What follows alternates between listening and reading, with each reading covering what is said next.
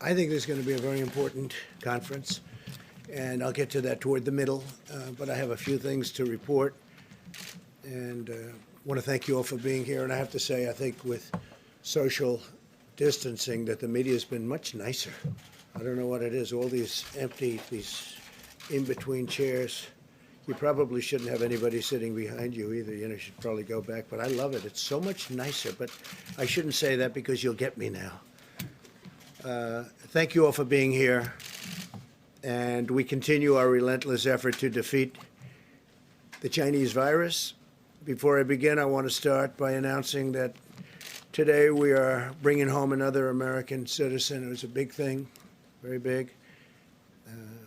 Omar Fakouri is on his way back to the United States after being imprisoned in Lebanon since September of 2019. He's battling late-stage cancer.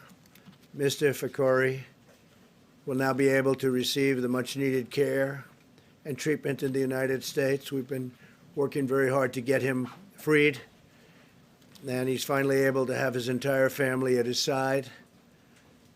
So I'm very grateful to the Lebanese government. They worked with us, and we are very proud of his family. They stood by him so strongly, and they are thrilled. The United States has no higher priority than the safety and well-being of our citizens. We've gotten a tremendous number of hostages out, as you know. I think we're 42-0, and Robert O'Brien, as you know, was our chief negotiator for a large part of it. In fact, did so well that now we have him in a different position. So I want to thank and congratulate Robert and his team, and I want to let everyone know that recovering Americans held captive and imprisoned abroad continues to be a top priority for my administration. We have one young gentleman, Austin Tice, and we're working very hard with Syria to get him out. We hope the Syrian government will do that. We are counting on them to do that. We've written a letter just recently, but he's been there for a long time, and was captured long ago. Austin Tice, his mother's probably watching, and she's a great lady, and we're doing the best we can. So Syria, please work with us, and we would appreciate you letting him out. If you think about what we've done, we've gotten rid of the ISIS caliphate in Syria. We've done a lot for Syria. We have to see if they're going to do this. So it would be very much appreciated if they would let Austin Tice out immediately. As you know, my administration is working every day to protect American people and the American economy from the virus. Yesterday, I signed into law a critical support for American workers, families, and small businesses. It's a big thing. We're providing sick leave and family medical leave to those affected by the virus, and more help is on the way as we speak. Our entire team, headed by Secretary Mnuchin, is on the Hill. We're working with Democrats and Republicans, and there's a lot of goodwill going on. This was something that happened that was, some people would say, an act of God. I don't view it as an act of God. I would view it as something that just surprised the whole world. And if people would have known about it, it could have been stopped in place. It could have been stopped right where it came from, China. If we would have known about it, if they would have known about it. But now the whole world almost is inflicted with this horrible virus, and it's too bad. It's too bad, because we never had an economy as good as the economy we had just a few weeks ago. But we'll be back, and I actually think we'll be back stronger than ever before, because we learned a lot during this period of time. I also just invoked the Defense Production Act to help facilitate distribution of essential supplies if necessary. We're working with Congress to provide major additional relief to the workers, small businesses, and the hardest hit industries. We want to make sure that everybody is able to continue on, so that when we recover, all of these companies and these great businesses, both very, very small and very, very large. They're not going to be broken up, and you'd have to put them back together. That would take a long time, because we really I believe in the V curve. I believe it's going to go, when this is defeated, this hidden scourge is defeated, I think we're going to go up very rapidly, our economy, and get back to where it was and beyond. Today I want to share with you exciting progress that the FDA is making with the private sector as we slash red tape like nobody has ever done it before. Somebody was on yesterday on one of the networks and said that there's never been a president even close that's been able to do what I've done in slashing all of the red tape and everything to get very important things to the market, medical. So we slash red tape to develop vaccines and therapies as fast as it can possibly be done, long before anybody else was even thinking about doing this. And as you know, earlier this week, we began the first clinical trial of a vaccine candidate for the virus, and that was launched in record time. It was just a few weeks, and that would have taken years to do, not so long ago. As we race to develop a vaccine, we're also pursuing antiviral therapies, and that's what really we're going to be talking to you about today. That's the purpose of being up here today. And to me, that's even more important. The vaccine, by its nature, you have to have long tests because you have to make sure what goes into somebody's body is not going to do destruction, do bad things. So you need long tests. And they're doing great with the vaccines, but it's still a long process. But the therapies are something we can move on much faster, potentially. And the treatments that will be able to reduce the severity or duration of the symptoms, make people better. Essentially, we're looking at things to make people better, or at the very earliest stages, they wouldn't even know they had it. And that's where I believe it's going to work even the best. The FDA Commissioner, Stephen Hahn, who's with us, he's fantastic. And he has been working 24 hours a day. He's worked like probably as hard or harder than anybody in the group, other than maybe Mike Pence or me. And what the FDA is doing is incredible. They've done things in times that were not even thinkable. And I've directed the FDA to eliminate outdated rules and bureaucracy so this work can proceed rapidly, quickly, and I mean fast. And we have to remove every barrier. There were a lot of barriers that were unnecessary. And they've done that to get the rapid deployment of safe, effective treatments.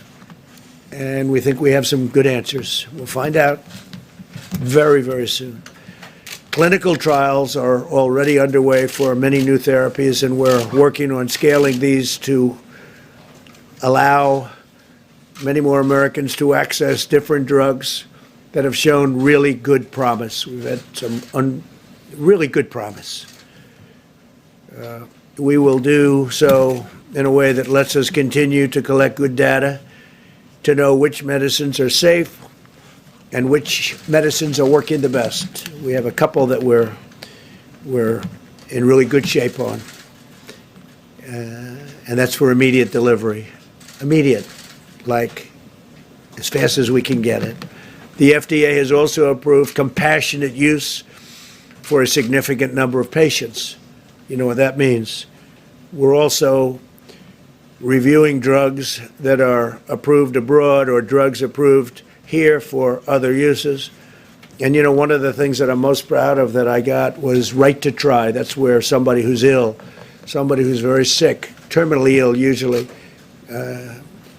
in past administrations, we signed this a year and a half ago, you wouldn't be able to even think about getting any of the drugs that may be showing great promise now. And they've been trying for many decades to get this approved. And it sounds simple, but it's not, because there's liability involved and lots of other things. And I was able to get it approved working with Congress, right to try. This is beyond right to try. What we're talking about today is beyond right to try. Right to Try has been, by the way, a tremendous success. People are living now that had no chance of living, where we take treatments that would, things that would have to go through years of a process. And if somebody was terminally ill, and I would say, why wouldn't they be able to try this? They'd go to Asia, they'd go to Europe, they'd go all over the world to try and find something. Or some people, if they had no money, would go home to die. They'd go home to die. They had no hope. Right to Try has been an incredible success. But this is beyond Right to Try. If treatments known to be safe in Europe, Japan, or other nations are effective against the virus, we'll use that information to protect the health and safety of American people. Nothing will stand in our way as we pursue any avenue to find what best works against this horrible virus. Now, a drug called chloroquine, and some people would add to it hydroxychloroquine. So chloroquine or hydroxychloroquine. Now, this is a common malaria drug. It's also a drug used for strong arthritis. Somebody has pretty serious arthritis. Also uses this in a somewhat different form. But it is known as a malaria drug, and it's been around for a long time, and it's very powerful. But the nice part is it's been around for a long time. So we know that if things don't go as planned, it's not going to kill anybody. When you go with a brand new drug, you don't know that that's going to happen. You have to see, and you have to go long test. But this has been used in different forms, very powerful drug in different forms. And it's shown very encouraging, very, very encouraging early results. And we're going to be able to make that drug available almost immediately. And that's where the FDA has been so great. They've gone through the approval process. It's been approved. And they did it. They took it down from many, many months to immediate. So we're going to be able to make that drug available by prescription or states. I spoke with Governor Cuomo about it at great length last night. And he wants to be right on he wants to be first on line. And so I think that's there's tremendous promise based on the results and other tests. There's tremendous promise. And normally the FDA would take a long time to approve something like that, and it was approved very, very quickly, and it's now approved by prescription. Individual states will handle it. They can handle it. Doctors will handle it, and I think it's going to be. I think it's going to be great. Then we're quickly studying this drug, and while we're continuing to study it, but the studying is going to be also done as it's given out to large groups of people, perhaps in New York and other places.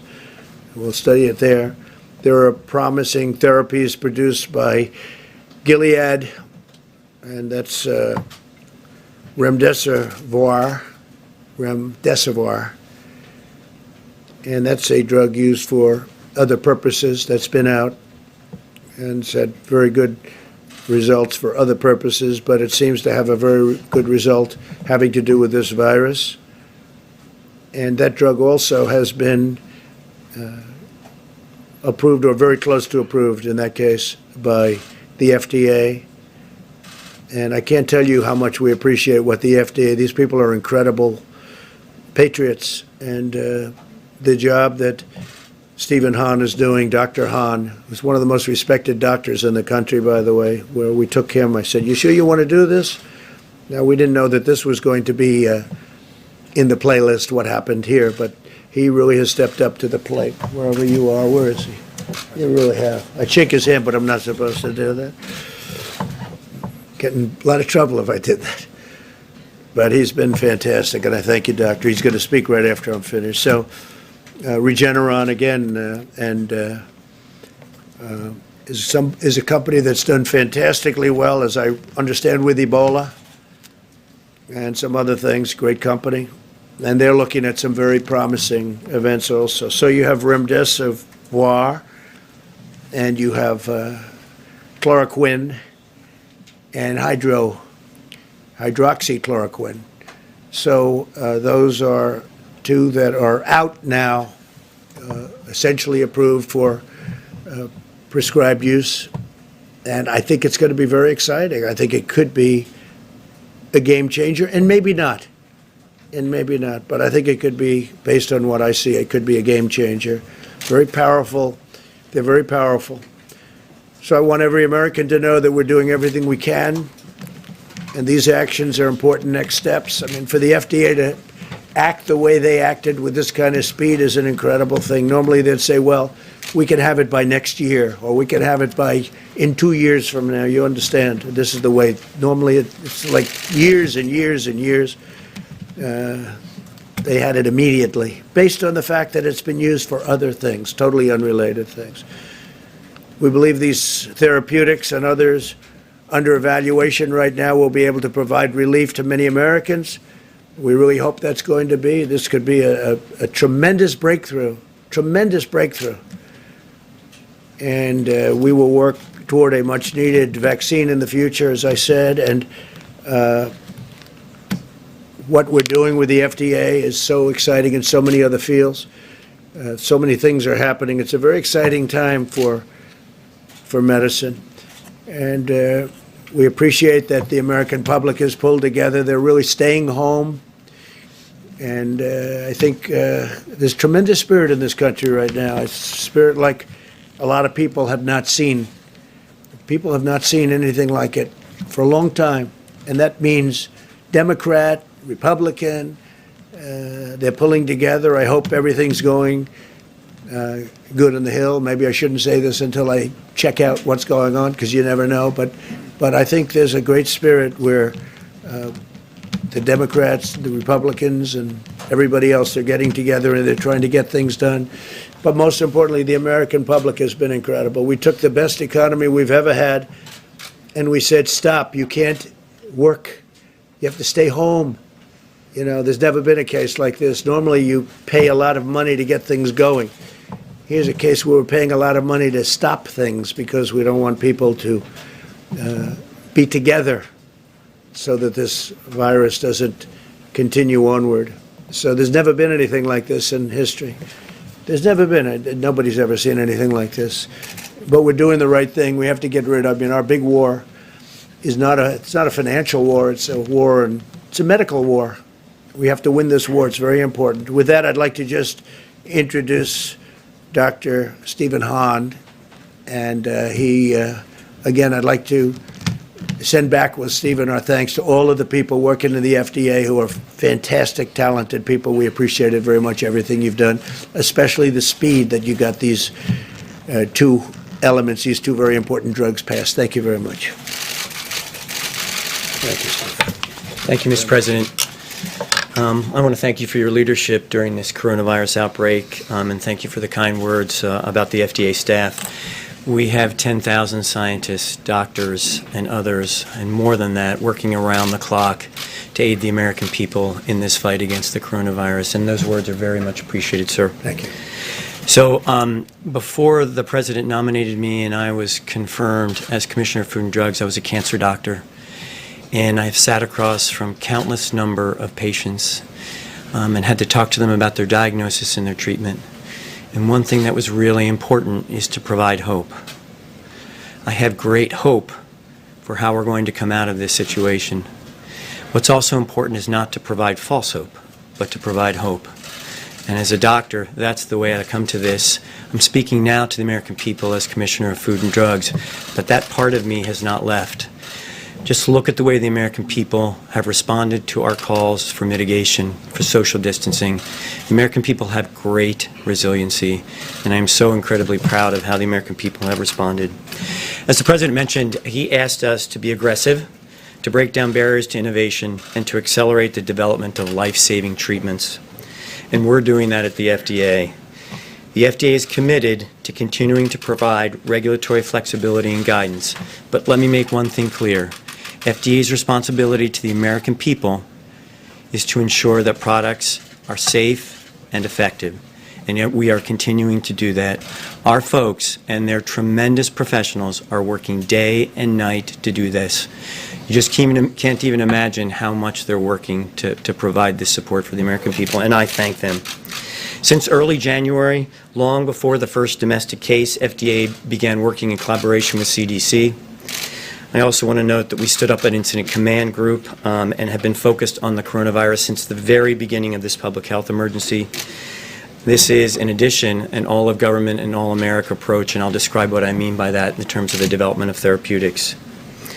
An important part of that work is expanding the potential therapeutic options associated with coronavirus, and we've learned from our colleagues across the globe about this. But I want to focus on one thing. I was a cancer researcher before all this, and one thing I know about this great country of ours is that we have unbelievable innovators. We have people who every day, it's their job to develop treatments for all sorts of diseases. We are incredibly blessed as a country to have this. And as is true in any illness, these great American innovators, academia, private sector, they have engaged us about the best possible treatment options. We are looking at everything that's coming across our desks as possible treatment options for coronavirus. And we're extremely encouraged by the interest and the promise that we've seen from these great American innovators. Now again, we need to look at it. We need the data. We need the information to make the absolute best decisions for the American people. But I want to assure you, we have over 17,000 people at FDA who are doing this every day.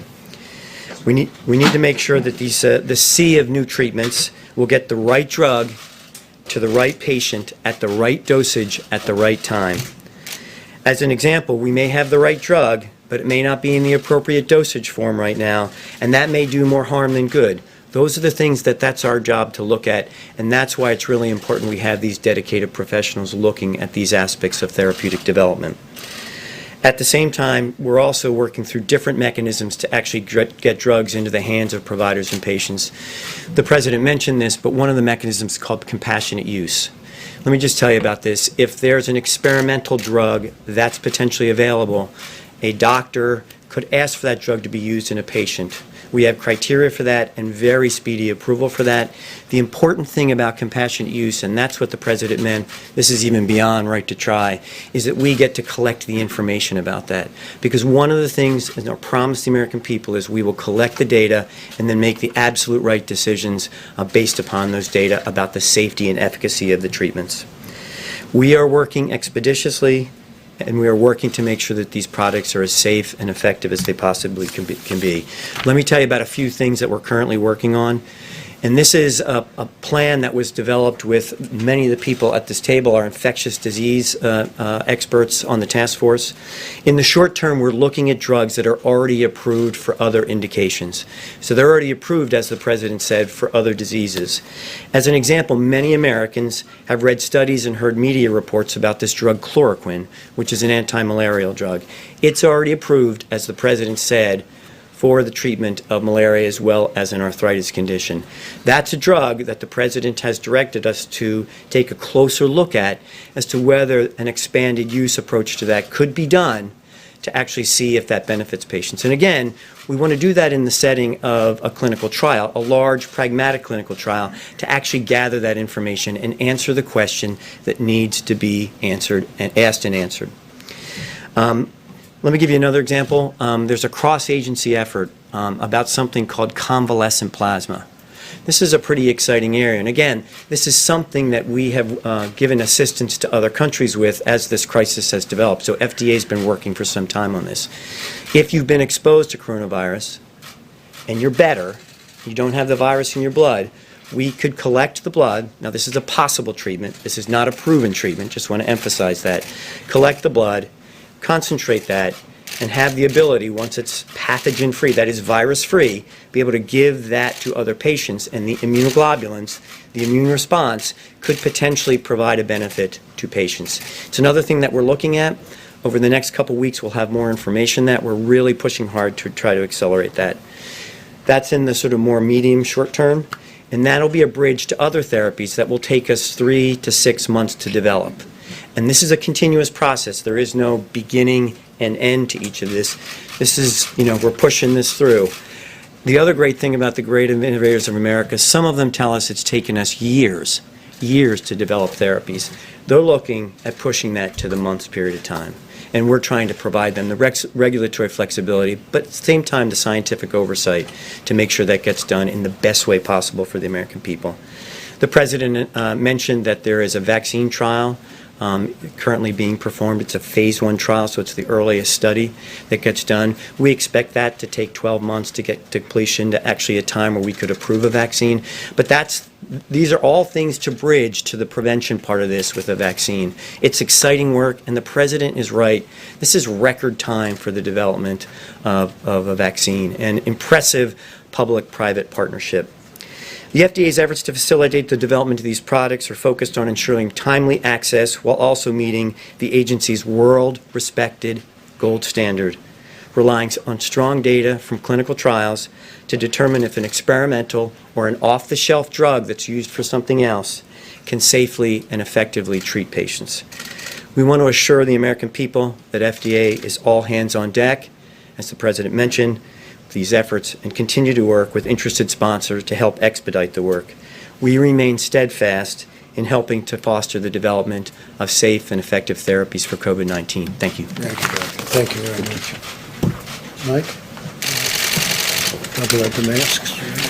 Thank you, Mr. President. The White House Coronavirus Task Force met this morning, and on this very first day of spring, we continue to make steady progress toward President Trump's objective not only to marshal all the resources of the federal government, every state government, every local health official, but also to harness the power of the American private sector, and activities over the last day reflect all of those priorities. Yesterday, the President spoke with America's top physicians and nurses and garnered helpful insights about how we can best serve those who are serving Americans that are dealing with the coronavirus. We also had a productive call with over 5,000 state and local officials explaining the federal government's approach and our strong and seamless partnership with all 50 states and the territories. Last night, as you heard, the President signed the Family First Coronavirus Response Act, which provides free coronavirus testing, paid sick leave, family leave for caregivers, and food assistance for the needy, among a broad range of benefits. And today, as the President indicated, we expect that the Senate will begin work on an economic relief package. Later today, the President and I will meet again in a teleconference with the nation's governors. We will meet at the National Response Coordination Center at Fema and outline President Trump's decision to have Fema take the lead in our national coronavirus response.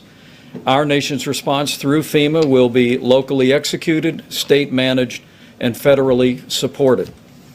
On testing, we want the American people to know once again that testing is available in all 50 states and is becoming increasingly available literally every hour of the day. Because of the public-private partnership that the President initiated several weeks ago with major commercial labs, I'm pleased to receive a report today that tens of thousands of tests are being performed every day.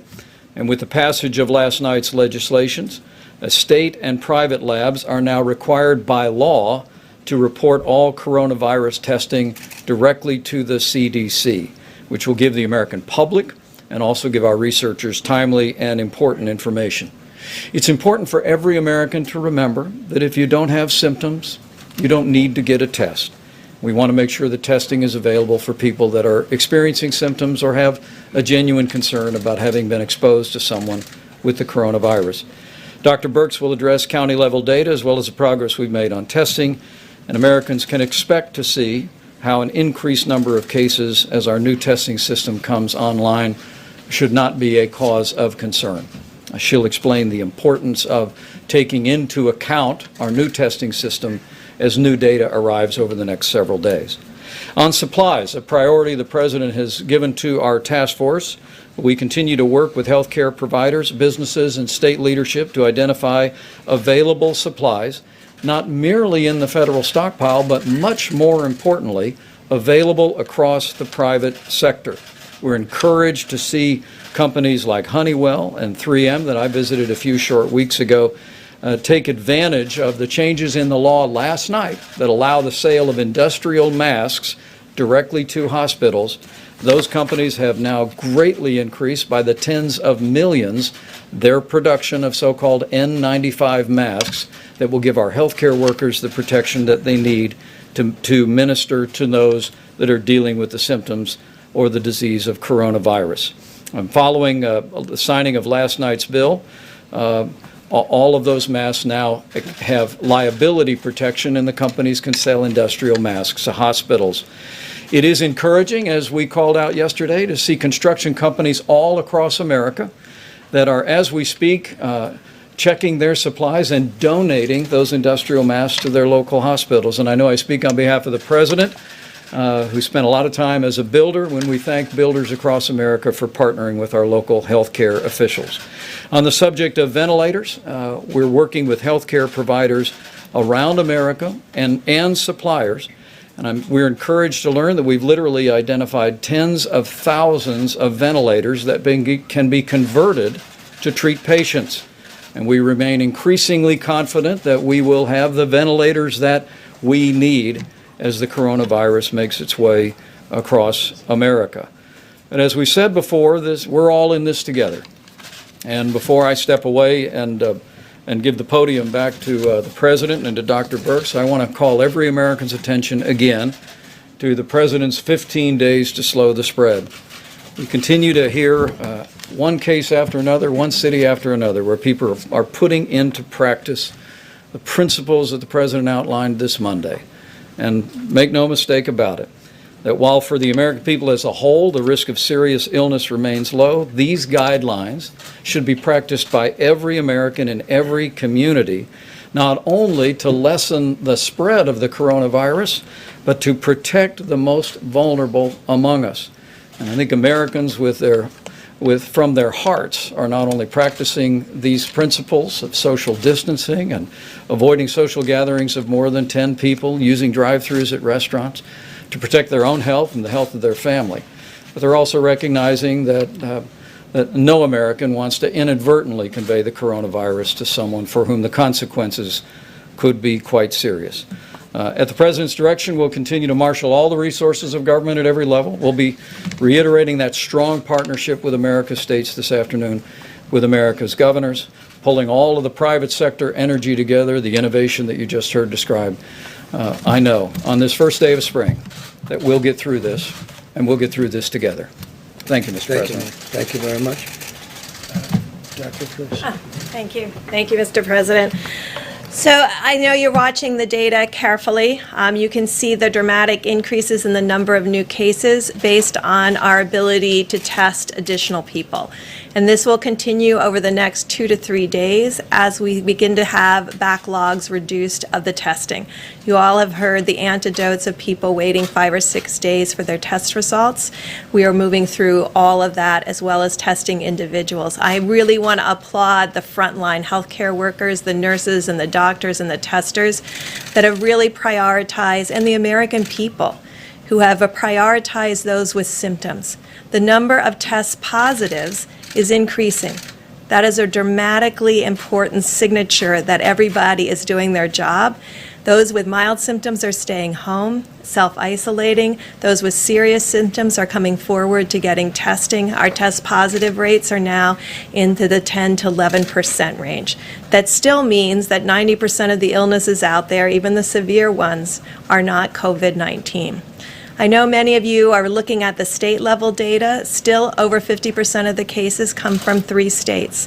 This is why we continue to prioritize testing in those states. In addition, 50% of the cases come from 10 counties. We're a very large country with very many counties, and I just want to applaud the local and state governments that are implementing their emergency operations centers and plans to ensure. I want to also really thank the healthcare workers that have been asked to reduce all elective surgeries, medical, and dental visits. This will dramatically increase the number of ventilators that are available in hospitals, but also in ambulatory surgical centers that can be converted and utilized. And also to the construction industry. We are deeply grateful the number, as Vice President said, the number of individuals have come forward with their construction masks, their booties, their Tyvek suits, and their masks to contribute them to the healthcare sector. The President's request to make this available in that legislation changes the ability and increases our availability immediately by in the 75 to 90% range because of the amount of construction use of those elements. Thank you. Thank you, Doctor, very much. Jerome, please. Thank you, Mr. President, Mr. Vice President. Today, you heard a wonderful announcement from the FDA, and I just want to give a shout out to Steve, Dr. Hahn, and the folks at the FDA, where several hundred of my Commission Corps officers work. You're right, Mr. President. They are tireless. They're doing things that have never been done before to bring the most prudent advances to the American people. But I want to talk about something different briefly. We know many of you are home practicing the President's guidelines for social distancing. But one thing we should all consider, especially our millennials and Gen Z, is donating blood. As an anesthesiologist who still practices at Walter Reed taking care of our wounded warriors and our soldiers, I know donated blood is an essential part of caring for patients, and one donation can save up to 3 lives. Blood centers are open now and in need of your donation. I want America to know that blood donation is safe, and blood centers are taking extra precautions at this time based on new CDC recommendations, including spacing beds 6 feet apart, disinfecting surfaces between patients, temperature checking staff, and encouraging donors to make appointments ahead of time so we can space them out. Social distancing does not have to mean social disengagement. So give blood today. You'll feel good about it, and you'll be helping your country and your community during this crisis. And you might even save a life. Thank you, Jerome. Thank you. Mr. President? Yeah, please.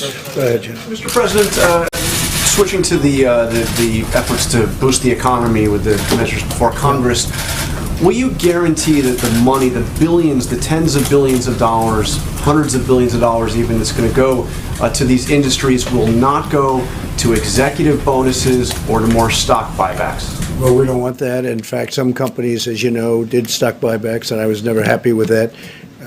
It's very hard to tell them not to, but I would tell them not to. I would say I don't like it for that reason. Some did, and it turned out that they could have waited a long time. It would have been much better off if they did. You can make it a condition of the bill. You can say that none of this money can go I wouldn't for that. mind making, I mean, you know, it takes many, many people in this case to tango. But as far as I'm concerned, that conditions like that would be okay with me. John? Mr. President, if I could, a question for you and then a question for Dr. Hahn. You enabled, I guess is probably the best way to put it, the Defense Production Act yesterday, but you didn't pull the trigger on it. No, because we hope we're not going to need that. You're getting a lot of calls on Capitol Hill from the Democratic leadership to pull the trigger on it. Why? What's the rationale for not doing it? First of all, governors are supposed to be doing a lot of this work, and they are doing a lot of this work. The federal government's not supposed to be out there buying vast amounts of items and then shipping. You know, we're not a shipping clerk. The governors are supposed to be, as with testing, the governors are supposed to be doing it. We'll help out, and we'll help out wherever we can, and we can buy in volume, and in some cases, great volume. With the masks, as an example, which were really a problem. We have helped out, and there are right now millions of masks being made. But this is really for the local governments, governors, and people within the state, depending on the way they divide it up. And they'll do that, and they're doing a very good job of it. Where you have a problem with ventilators, we're working very hard trying to find. Nobody in their wildest dreams would have ever thought that we need tens of thousands of ventilators. This is something that's very unique to this, to what happened. Under what conditions would you put the Defense Production Act into action? Well, if we were desperately in need of something, and we frankly will know about that very shortly. We want to be ahead of, we don't want to do it as it happens, but before it happens. We're going to know a lot over the next 2 or 3 days. We'll know a lot. For Dr. President.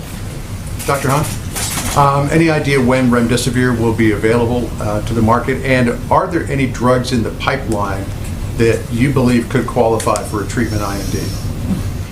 So with respect to the first question, I'm prohibited by law to disclose confidential commercial information. What I can tell you is we're working very closely with the company on this, and we'll have additional information. They will, relatively soon. Yes, there are drugs in the pipeline. We're looking at everyone. Everyone on this dais gets calls every day, as do all of our people at the FDA, about potential therapeutic options. We are looking at every single one of them. Mr. President, two questions for you. One on coronavirus, but just really quickly, are you confirming that Austin Tice is still alive? No, I'm not, but we're trying to find that out. This has been going on for years. Many years they've been trying to find Austin Tice. He was in Syria, as you know. His mother is an incredible woman, and I'm doing it for him, but I'm doing it for his mother. His mother's an incredible woman who's desperate to find her son, and I'm not confirming alive, but if he is alive, we would like very much to get him back quickly. Okay, and on coronavirus, speaking of shortages of supplies, the CDC has put out guidelines for hospitals that are dealing with a shortage of masks to use them beyond their shelf life, reuse them instead of getting new ones, and in a worst case scenario, use a bandana instead of a mask. How is that acceptable at all? Well, I haven't seen that, but I will let Mike answer that question, Vice President. I'm happy to, Mr. President. I can't emphasize enough the incredible progress that was made with the passage of the legislation last night. The President had me go to Minnesota and meet with 3M that manufactures these N95 masks a few weeks ago. And we learned of their production at that facility of 35 million masks a month. Less than 5 million of those were qualified to be sold to hospitals. So the President worked with Republican and Democrat leadership. We've extended the liability protection. So now that all the industrial masks that are manufactured as N95s are now available to hospitals, and we're seeing a dramatic increase in production. Honeywell alone is repurposing a factory that was destined for Mexico to produce another 120 million masks per year. 3M is increasing output to 420 million masks per year. We've put a priority at the President's direction on making sure those that are providing healthcare services to America have the protection to keep themselves and their families safe. And with the legislation last night, with the incredible response among these great private sector companies, and as we mentioned repeatedly, with construction companies around America heeding the President's call to donate their industrial masks to hospitals, it's happening all over America, we know we'll meet that need. But when will those be ready? Isn't that kind of sad? They have to use a being big... made, and when will they be ready, or at least we start getting them ready? Well, as I mentioned, 3M is increasing their output to 420 million a year. At production in January, they make 35 million per month at that facility. And we're prioritizing the distribution of those. But the other thing, and we'll emphasize this with governors this afternoon, is we're working with governors to make sure that the healthcare providers, the hospitals, and the clinics in their state are placing orders now that this tremendous increase in supply, particularly with industrial masks, is now available. We're going to make sure they understand that the supply has greatly expanded thanks to a bipartisan legislation and the accomplishment of the President. And the response by these companies is making more masks available. And we're going to make sure healthcare providers are purchasing those. And the federal government will also make sure that our stockpile properly reflects those increases as well. So on the President's question, when will those masks be ready for, because they need them like today? They're available now. The 3M facility that I was at told me that in January they went to full production on 35 million masks. The legislative change means that all 35 million of those that started to be produced at full capacity in January can now be sold to hospitals. That's the distinction here. It's a very important change, and it's part of the way the President has been engaging the private sector, pushing the kind of regulatory reform and the kind of liability reform that has greatly expanded the availability of masks. So they're in the marketplace now. We're going to make it clear to governors, as we made it clear to healthcare providers in conference calls yesterday, that those resources are now there. We've vastly increased the supply of medical masks, and we're going to continue to put a priority on making sure that we're calling on industry at every level, calling on major suppliers that the President met with this week to make sure that those personal protective equipment are there. Some of that had to do with the liability to the company. They had a big problem with liability, and much of it had to do with the liability to the company. Mr. President, thank you. Two for you and one for Dr. Hahn. The American Hospital Association just told NBC News that they need $100 billion in order to address shortages in equipment and other infrastructure there. You just signed 2 legislative packages. They say it didn't directly give money to address this issue. Why not? And will you commit to making sure We're they looking get the at money that issue directly with them, and that's a separate issue, but we're looking at that issue very directly. Will you make sure and We're commit to looking at it giving very them the money directly. that Well, they we're going need? to do our best on it, but we're working with Democrats and Republicans on that. We're looking at that very specifically. Can you bottom line people, when can Americans expect their lives to go back to normal? Will that not happen until there's a vaccine? I Mr. hope very President? soon. We'll see. This is uncharted territory, as you know. We think we have ideas. It doesn't help to say what the ideas are. I would hope very soon. We've pulled together as a nation. People are, for the most part, doing what they're supposed to be doing. The social distancing is very interesting, a whole new term that's become it's become somewhat of a hot term, but people are listening, and they're really doing a great job. This country is an amazing country. I think you're up to 141 different countries right now, so it's very uncharted territory. It could have been stopped. Could have been stopped pretty easily if everybody had known about it a number of months before people started reading about it. You said you did know. Excuse me. Before we started reading about it, it could have been stopped in its tracks. Unfortunately, they didn't decide to make it public, but the whole world is suffering because of it. You did say a few days ago, though, you did have a sense that this was a pandemic that was coming. So why was the United States not prepared with more testing? We were very supplies? prepared. The only thing we weren't prepared for was the media. The media has not treated it fairly. I'll tell you how prepared I was. I called for a ban from people coming in from China long before anybody thought it was. In fact, it was your network. I believe they called me a racist because I did that.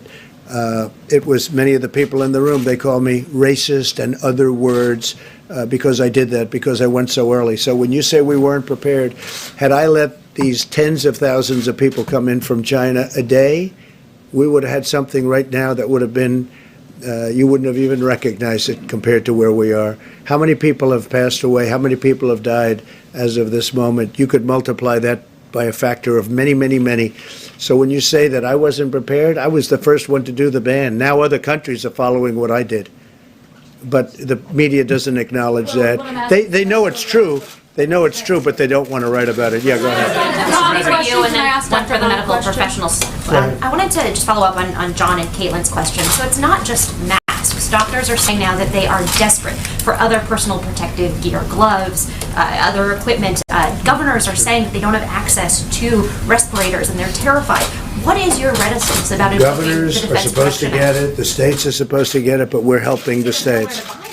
Well, look, for years they bought them, and now all of a sudden they're coming to the federal government. We're working with the states, we're working with the governors, we're working with everybody. The relationships are great. One of the things that happened this morning, I spoke with Mickey Arison of Carnival Cruise Lines, and he is going to make ships available. So in addition to the big medical ships that you have coming, if we should need ships with lots of rooms, they'll be docked at New York and Los Angeles and San Francisco, different places. So I want to thank Mickey Arison. That's Carnival Cruise Lines. But I mean, personally, what is your reticence about invoking the Defense Production Act? I've done it. But you've said that you don't I've done want it, yeah. If we find that we need something, that we will do that. And you don't know what we've done. You don't know whether or not we've ordered. You don't know if we've invoked it. You don't know what's been ordered, what's not By been your tweet ordered. last night. I can only tell you that, as an example, masks. Nobody ever heard of the number of masks that's been ordered. They're being made now, and many are available now. But people, I think, in the media probably don't know that. Go ahead, Beyond. Thank you. Could you explain the gap for the American people and what you're saying here today about there being tens of thousands of tests available, about how there being a huge amount of masks available, and what we're seeing on the ground, which is really the opposite of that. People are saying that they can't get tested even when they have symptoms. People are saying that doctors are telling us they don't have access to vital equipment. Can you explain that gap? Well, I cannot explain a gap. I'm hearing very good things on the ground, and we're dealing with. They had to ramp up. They had an obsolete system, And they had a system simultaneously that was not meant for this. It wasn't meant for this. Nobody knew there'd be a pandemic or an epidemic of this proportion. Nobody's ever seen anything like this before. I can tell you that what we're doing is we're working with local governments, with states, governors, even mayors, on getting them to be able to get what they need. And the system is starting to work out very well. But we had to break a system, like breaking an egg, because the system we had was obsolete and didn't work. And that was a system we inherited. And now we have something that's really been very good and certainly going to be great for the future, too. Yeah, please. Dr. Hahn. Mr. President, there seems to be a backlash building among congressional Republicans and then your supporters about a corporate bailout. In particular, Senator Mike Braun said that this could harken back to 2008, where we're picking winners and losers, and he indicated that he and some of his colleagues may not be comfortable with that. What do you say to that? Well, we don't want to pick winners and losers. We want everybody to benefit. We want, I think, more than anything else, the workers to benefit. And sometimes for the worker to benefit, you have to go through the company because they have thousands of workers. And if the company goes out of business, no fault of their own, those workers aren't going to be able to receive a check. So look, our ultimate goal are the people. Our ultimate goal are the great people of this country. And we will have things worked out, I think, that are going to be very well. It's a very complex formula. You understand that. It's very complex. But it's working out. I think it's going to be very well. I think we're going to have pretty uniform support for it. Please. Mr. President, we're hearing the State Department is going to put out an advisory telling Americans not to travel overseas at all. Are you putting in an overseas travel ban? We're speaking with the State Department later. I can't say right now because I haven't had the meeting yet. Thank you, President Trump. I wanted to ask Dr. Hahn about today's announcement, if I could. Please. Dr. Hahn, thank you so much. I wanted to ask about remdesivir, if I hope I pronounced that correctly. Can you say, is it currently approved for use on the virus? So remdesivir, and it's a drug made by Gilead, that's been in the press. It is currently in clinical trials here and around the world. We have also made it available by that approach that I told you called compassionate use, where a doctor could ask the FDA for that. And the really positive thing about that gives it rapidly to a doctor and a patient, but it allows us to collect the data, because what we really need to do is understand what the data and science are in order to make the appropriate decision about safety and effectiveness. So how do you just make sure that it is safe? And I mean, is there any concern at all that it will be safe, considering that it's not going through the normal process and could potentially cause negative effects? Dr. Fauci earlier talked about we do not want to put out anything that could cause negative effects. Is there any concern about those kind of things with this drug? Yeah, thank you for that question, because I just want to be clear about this. Remdesivir is going through the normal process.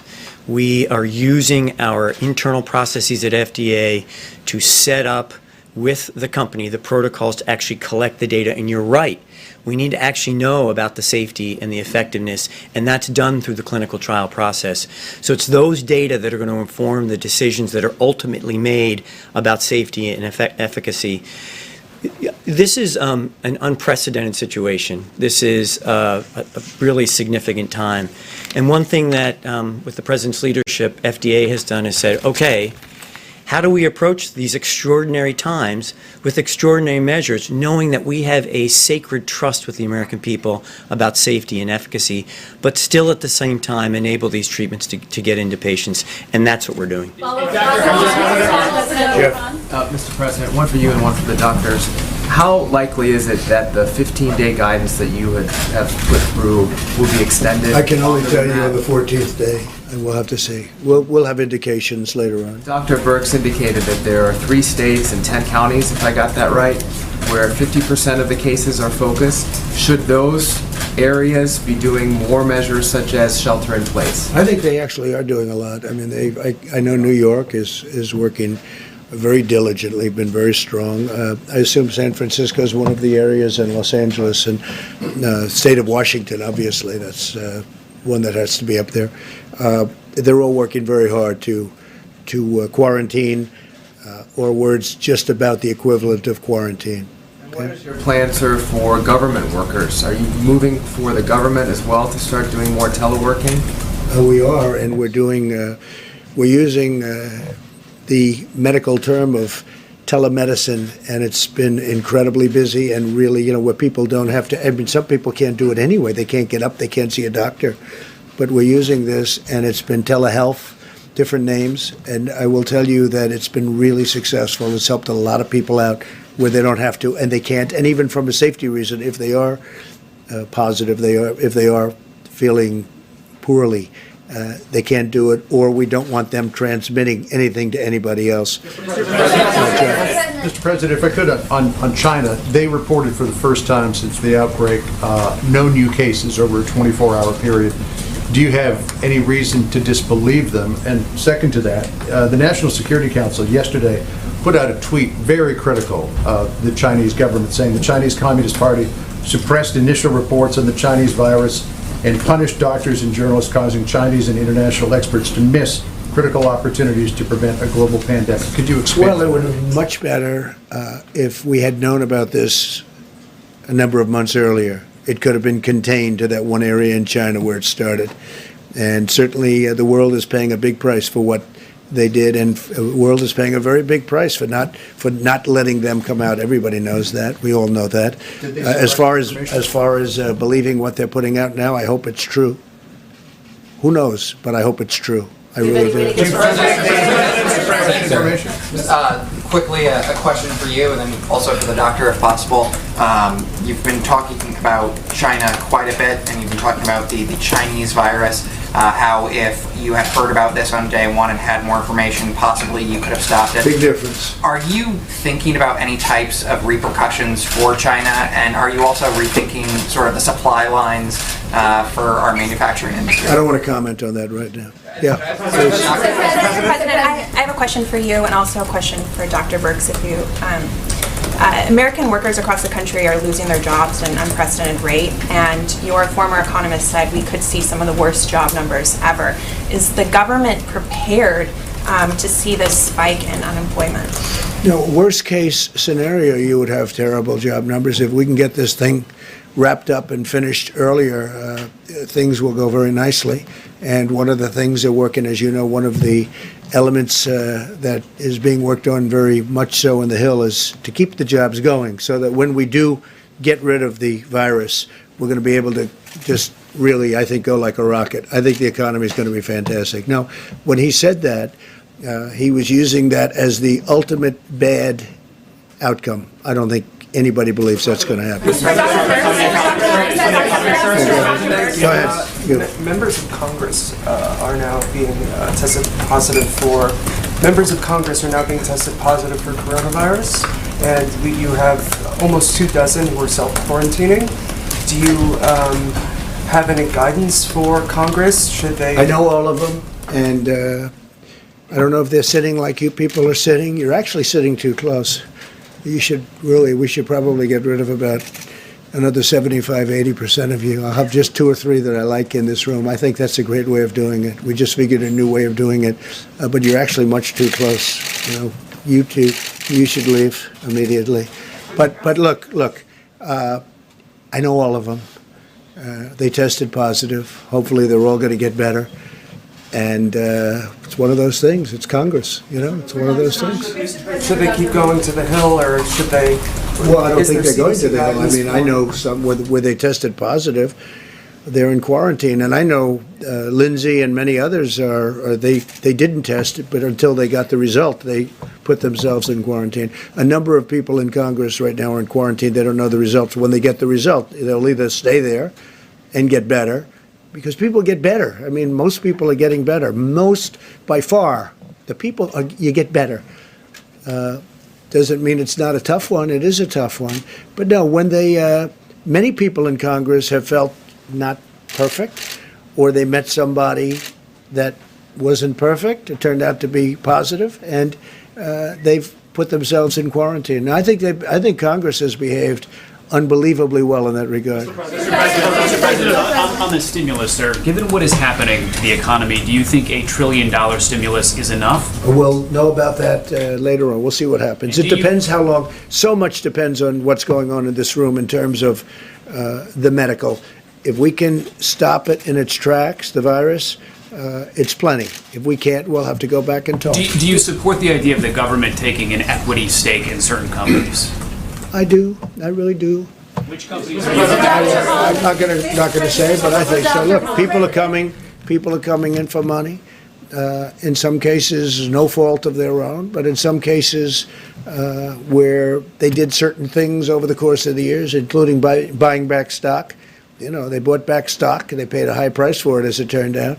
But maybe I view that as a little bit differently than somebody that didn't, than somebody that built plants all over the United States, of which there were plenty of them too. Consider airlines or Boeing, or what are you thinking of? We will be helping the airline industry. We will be helping the cruise ship industry. We probably will be helping the hotel industry. We'll probably be where jobs are created. You don't want to lose industries like this. These are incredible industries. You can't lose them. So we'll be focused on many industries. And I have to say, I can't say it strongly enough, we will be helping small businesses. That's where it's complicated, because there's a lot of small, you know, that's the engine of the country. We will be helping small businesses. Dr. Hahn, Mr. President. These two members of Congress that have tested positive for coronavirus, these will be votes that you need to pass this $1 trillion stimulus package for the economy. Do you expect this to slow down the delivery of checks for American families? And are you considering any executive action? There could be. We're looking at a couple of things that I could do. Hopefully we won't need it, but we can do. There's a lot of executive power. If we don't have to use it, that would be a good thing, not a bad thing. Yeah, please. Thank you, Mr. President. One for you, and potentially as well one for either Dr. Burks or Dr. Adams. Right now, the economy is essentially ground to a halt. Thanks for telling us. We appreciate it. Stores have closed. Travel has slowed down. Go ahead. What's the rest of your question? We know that. Everybody in the room knows that. The question is, how long should those who are either not working right now or business owners who have to make critical decisions, how long should they expect the state of affairs as it stands at this moment to play out? And for the doctors behind you, we'll be able to tell you that I think in the near future. We'll see where we're going. You're going to see numbers. You've seen the graphs. You're going to see numbers, and we'll be able to let you know. I will say that the American public has been incredible for the most part, not in all cases, but for the most part. So you'll be able to see what's happening over the next, as we say, we had a 15-day period.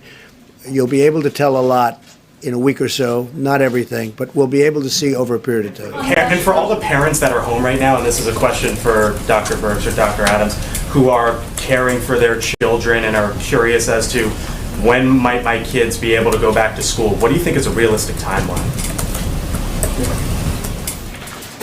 Well, I think all of those decisions are made at the state and local government level, and each state and local government has handled it differently. That's why we put out from the president federal presidential guidance to every single person about what we think is important for the next 2 weeks. And as we look at that data, we'll be able to see if it's having an impact. I think you've all seen the modeling studies. Those were driven by the modeling studies showing that if you add these things together, they have a bigger impact than separately. And so those are part of the decision making. We had a whole group of modelers in yesterday. They're compositing all the data together to look at this carefully, because everyone has those same questions of what the impact will be and what pieces could essentially be removed and you still have the same level of impact in decreasing the spread of the virus. The absolute key to this, though, is every single American looking at the president guidelines and taking it seriously. The acts of selflessness that I am seeing are so impressive across the board.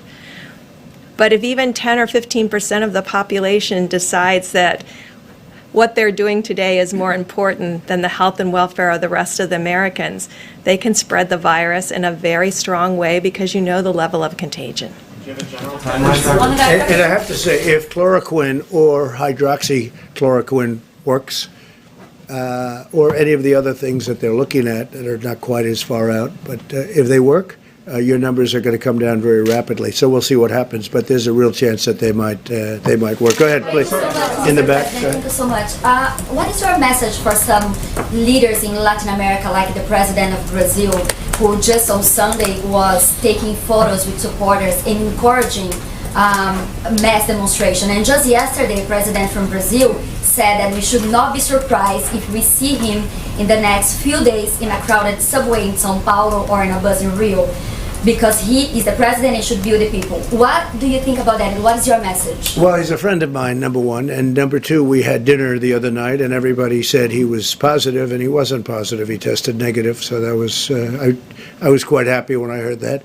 But I have no message for him other than he's doing a good job in Brazil. He's doing a good job in Brazil, and he's very popular. How about encouraging mass demonstration at this moment? I can't tell you about that. I don't know about that. I have not heard that. He's doing a very good job. Brazil was very troubled before he got there, and the people love him and it's popular. I think he's doing a very good job. Mr.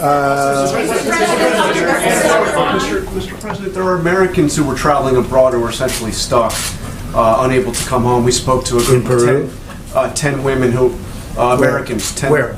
Well, we spoke to 10 American women who are in Morocco, for instance. All the flights have been canceled. Their hotel is shutting down. They literally have no place to stay and no way to get home. They are asking you, they're asking the administration, the U.S. government for help. What can be done? We know about it. We have groups. We have a group of young people in Peru, and we're working on taking care of that with the military. So military evacuation? Yeah, we're looking to take, no, not evacuation. We're trying to get them out. And, they got caught. They were late with their flights. We gave them a period of time. They didn't make it, but we're looking to get them out with military, probably through the military. We have a group of young people, I think young men or young people, could be women also with them, from Alabama, the great state of Alabama, and they're in Peru, and we're working on that right now, trying to get them out. It's a large group. It's about 300. Well, we're going to work it out, Jeff. Mr. President, two sort of foreign policy related questions. In your talk with the G7 leaders earlier this week, did you discuss together ending or postponing the Olympics? Yeah, we did discuss it. As you know, Prime Minister Abiy was on the call, and that's a big decision for him, and we don't know what his decision is, but we'd live with his decision. It's a tough situation. They've done an incredible job. Japan has done an incredible job on building the venues, getting them built. You've seen so many Olympic venues that have been a disaster over the years, where they cost 5 times more than they were supposed to. They weren't ready on time. Japan has been just the opposite. They built it beautifully. They built it for what it was supposed to be built for.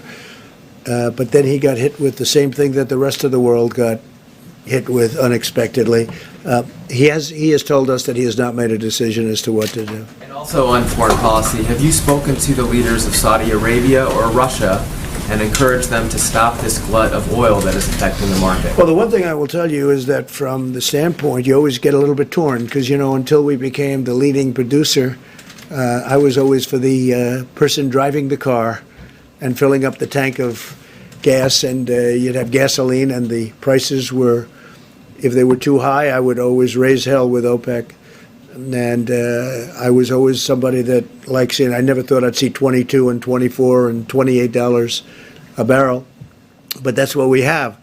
And in one way, our consumer is very much helped. It's like a massive tax increase. That's bigger than any tax decrease that you could give. We can give all these big tax cuts, but they're paying so little for gasoline. But on the other hand, it hurts a great industry and a very powerful industry. So I spoke with numerous people that have a lot to do with it, and we have a lot of power over the situation, and we're trying to find some kind of a medium ground. It's very devastating to Russia, because when you look, their whole economy is based on that, and we have the lowest oil prices in decades. So it's very devastating to Russia. I would say it's very bad for Saudi Arabia, but they're in a fight. They're in a fight on price. They're in a fight on output. And at the appropriate time, I'll get involved. Yeah. And forgive me if I missed it. What will the Carnival cruise ships be used for? Well, Mickey called up and he said, if you need them, and we haven't said yes, I'll call Governor Cuomo. I'll call Gavin Newsom, governor from California. I'll call a few of the other governors. Are going to bring it up today, because we're meeting through telephonically, as they say, in a little while at Fema. I'm going over to Fema from here. You're thinking increased hospital beds? Well, you can increase places to stay. Let's say places to stay, if it works. I don't know, maybe people won't want them. But he made the offer. It was a very generous offer. And he said that he has some ships that would be ideally suited for what we're doing, and certainly they have a lot of rooms. They're big and they have a lot of rooms, so we appreciate it from Carnival. At what point in the future will any American who wants a test be able to get a test? Because you're talking about not needing a test right now if you're not showing any symptoms, but a lot of Not needing the test? or only getting tested if you're showing symptoms, but a lot of this. Well, no, you studies should are only being- get. You should. I didn't have any symptoms and I got a test, but I got a test because you people were driving everybody crazy. So that's the only reason. I had no symptoms, but I had a test. And my doctor told me, don't get it, you don't need it. Everybody said you don't need it, but I had to do it because the press was going crazy. And then after I got it, they said, you shouldn't have gotten it, you had no symptoms. You know, the whole thing. So in other words, if you get it, it was no good. But I'm a unique case, unfortunately. But no, people that don't show symptoms and people that have doctors that say they shouldn't get it, I would rely on that. Yeah, I would rely on that. Mr. President, thank you. Mr. President, thank you. I have two questions. Do you consider the term Chinese? OAN. Yes, sir.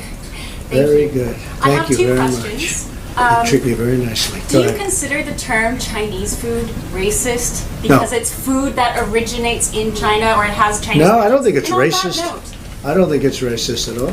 On that note, major left-wing news media, even in this room, have teamed up with Chinese Communist Party narratives, and they're claiming you are racist for making these claims about Chinese virus. Is it alarming that major media players just to oppose you are consistently siding with foreign state propaganda, Islamic radicals, and Latin gangs and cartels, and they work right here at the White House with direct access to you and your team? It amazes me when I read the things that I read. It amazes me when I read the Wall Street Journal, which is always so negative. It amazes me when I read the New York Times. Is not even, I barely read it. You know, we don't distribute it in the White House anymore, and the same thing with the Washington Post. Because you see, I know the truth. And people out there in the world, they really don't know the truth. They don't know what it is. They use different slogans and different concepts for me almost every week, trying to catch something. Last week it was, oh, chaos. You see me, there's no chaos. I have no chaos. I'm the one telling everybody to be calm. There's no chaos at the White House. We have unbelievable professionals. It's really, I mean, I think I came up with the term. I hope I came up with the term, but it is fake news. It's more than fake news. It's corrupt news. They write stories without calling anybody. They write a story today. I had a couple of stories where they never call me, ever, that I know of. At least nobody tells me. They'll write a story about me without even asking my opinion on something. It's totally fake. I've never seen, I mean, there is a story in the Wall Street Journal today about, about how we've done a phenomenal job on this. The governors, even Gavin Newsom, who, I'm usually fighting with over the fires, and I think you should do a different kind of a job in the forests and lots of things. We argue a lot. But Gavin Newsom's been very, very generous. Andrew Cuomo's been really very generous. I mean, they're saying we're doing a great job, and everybody's saying. But then you'll read this phony story in the Wall Street Journal, or the Washington Post is going wild lately. I don't know what happened to them. I guess something happened, like we don't call them back or whatever. But the Washington Post, these are very dishonest media sources. They're very dishonest. And you know what? Someday, hopefully in 5 years, I won't be here, and that'll be fine. I will have done, I think, a great job, because I don't think anyone's done as much in 3.5 years as I've done. I don't think, and the administration. This administration's done a great job. But the press is very dishonest. But more than dishonest, they're siding with state propaganda. Well, I think they do. I mean, they are siding with China. They are doing things that they shouldn't be doing. They're siding with many others. China's the least of it. So why they're doing this, you'll have to ask them. But if we had an honest media in this country, our country would be an even greater place. So, ladies and gentlemen, thank you very much. We are very excited about specifically what we talked about with the chloroquine. I think it could be something really incredible. It could totally depress the times that we had mentioned. Wait, excuse me. It could totally depress any time that we're talking about if it works. There are a lot of reasons that I have to believe, again, Dr. Hahn is the expert, but a lot of reasons that I would have to think that it could have a very positive effect, or a positive effect. Maybe not very, but maybe positive. I think it's, to me, very, very exciting. And the beauty is, I think I can say this, Steve, the beauty is that these drugs have been out there. So the really danger part of the drugs, especially chloroquine, it's been out there for years. So we know it's something that can be taken safely. So it's very important. Go ahead. Dr. Hahn, can you just give a little bit more information about that, the process by which folks are going to be able to actually use these medicines? Because I believe there were at least 2 cited, maybe more. How quickly do you think people will be able to use them? And then if you can update us on the vaccine, I know it was fast-tracked first. Well, the president has asked us to expedite this, and what I want to assure you, because of the questions that were asked, we want to make sure that this is done well and right for the American people. The president is right. With an off-the-shelf drug, we do have a lot of information about the side effects of the drug, so that really helps in terms of expediting. But I want to assure you that we're working as quickly as we can. I don't want to speculate about a timeline at this point. With respect to vaccines, that's in phase 1 trial, as I mentioned. We're expecting that to proceed moving forward, and we're working with a number of different other companies about vaccine The development. president had noted phase 1 was fast-tracked. Is it possible phase 2 and phase 3 can be fast-tracked, that we might see a vaccine before that year? You said it could potentially be a year. This is a terrific question, and we are really trying hard at FDA to partner with great industry, great academic partners to do exactly that. No promises can be made, but one thing that we're doing is really working hard to fast track as much as possible. And they are. Dr. Hahn, on the antiviral, Dr. Hahn, on the payments, Mr. President. We're going to have other times to meet. We'll be meeting, hopefully not for very long. I mean, I would like to see this get cleared up, and we think to me, this was a very important conference, because I really think there's great potential here. And a lot of people are going to be trying it soon, like literally very soon, literally in a matter of days, if not sooner in some cases. It's already being experimented with, and there's been some very good results.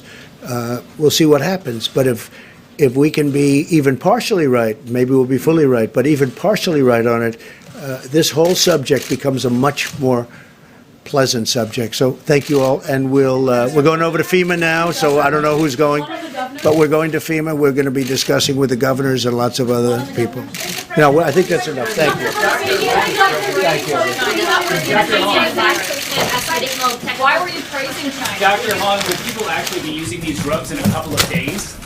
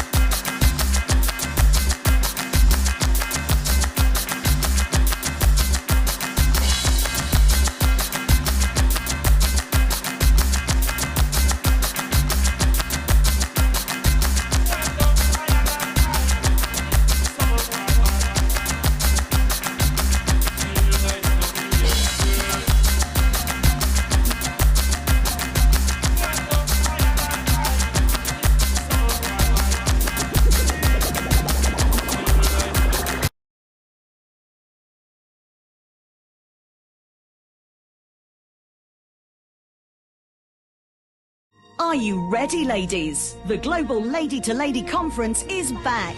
And when ladies gather together, changes happen. The Global Lady to Lady Conference is live in London at Fairfield Concert Hall, Croydon, Saturday the 21st of March. That's Fairfield Concert Hall, Park Lane, Croydon, CR9. Doors open at 9:30 a.m. for a 10 a.m. start. Register free at ladytoladyglobal.org or call 020 3983 9394. Jerusalem, Jerusalem, land of glory, Jerusalem, holy land, and they visit to Jerusalem. These are the things that have been written, and we are bearing witness to them as being true. This is an opportunity for you to visit Israel, Mount Nebo in Jordan, the ground where God spoke to Moses, showing him the promised land and the holy land of Jerusalem. 10 days visit to see for yourself the places which you have read in the Bible, like Elah Valley, where David defeated Goliath, Mount Nebo, Sea of Galilee, Canaan, where Jesus turned water to wine, River Jordan, where John the Baptist baptized Jesus Christ, Joseph and Maria House in Nazareth, Jericho, the Dead Sea, the Garden of Gethsemane, where Jesus prayed, Lazarus' tomb, King David tomb in Jerusalem, the house where Jesus and his disciples had their Last Supper, the Pentecost Upper Room, and so on. Our office is at Albert Basins, South Dockland, London, E16 7QY. For more info, please visit www.holytrinitypilgrimage.co.uk or please call Captain Mother Hassan on 078 721 37953 or Pastor Elijah Kamui on 079 846 34898 or email us info@holytrinitypilgrimage.co.uk. A pilgrim is not a tourist. The tourist sees sights and returns home the same person, but the pilgrim gains insights and returns home changed and spiritually fulfilled. Jerusalem.